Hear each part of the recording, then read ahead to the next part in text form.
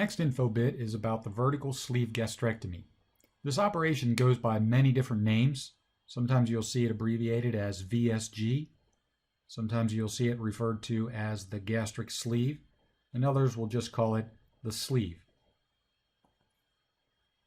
The sleeve is in the category of restrictive procedure. So in a restrictive procedure, we just do something to help make your stomach smaller so that your portion sizes are reduced.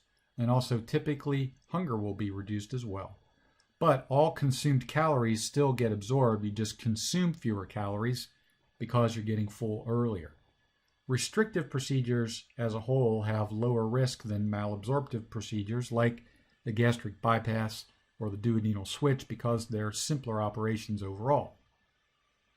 Here's a picture of a gastric sleeve, and the first thing I'd like to point out is that calling it a gastric sleeve seems to imply that we're putting some kind of a device called a sleeve onto the stomach, and that's really not the case at all. What we do in a gastric sleeve is we remove this part of the stomach over here. We actually physically take it out of the body so that the remaining stomach is much smaller, and it's kind of like a long, narrow tube like a sleeve on a jacket. That's why it's called the gastric sleeve. We do sleeves with a minimally invasive laparoscopic technique. So if you choose this operation, you would have 5 little small tiny incisions. Altogether, they add up roughly to about 1.5 inches to 2 inches total in length. The operation time is usually about an hour, and the facility stay is short for a sleeve. Most patients will go home the same day or at the most an overnight stay.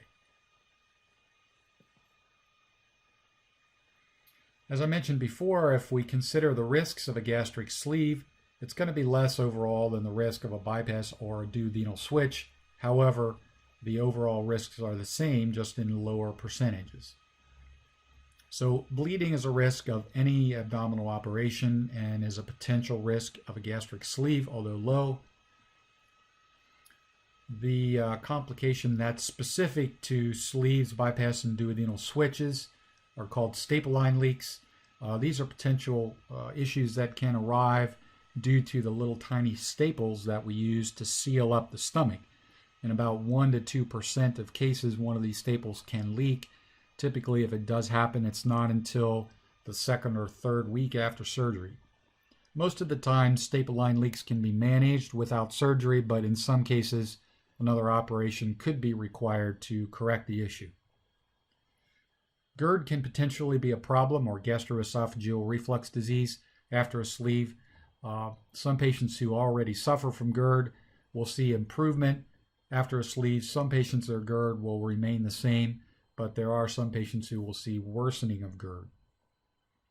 In terms of recovery, it's pretty quick for the sleeve. Most patients take 1 to 2 weeks off of work, and with your diet, we advance it along slowly after the sleeve. You do 7 days of liquids, 3 weeks of pureed food, and then you're on solids at the beginning of the 4th week.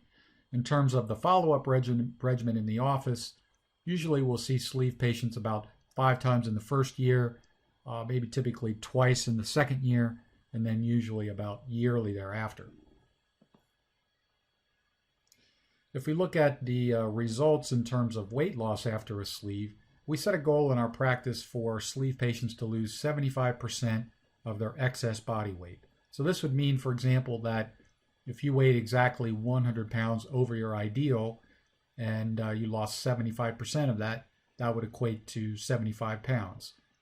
If you weighed 200 pounds over your ideal and you lost 75% of that, that would be 150 pounds. Typically, though, we see a dropping off in that percent excess body weight loss the higher a patient's body mass index is. So we may see more along the lines of 100 to 125 pounds in a patient who is actually 200 pounds over their ideal body weight, but it certainly does not hurt to set your goal high after surgery.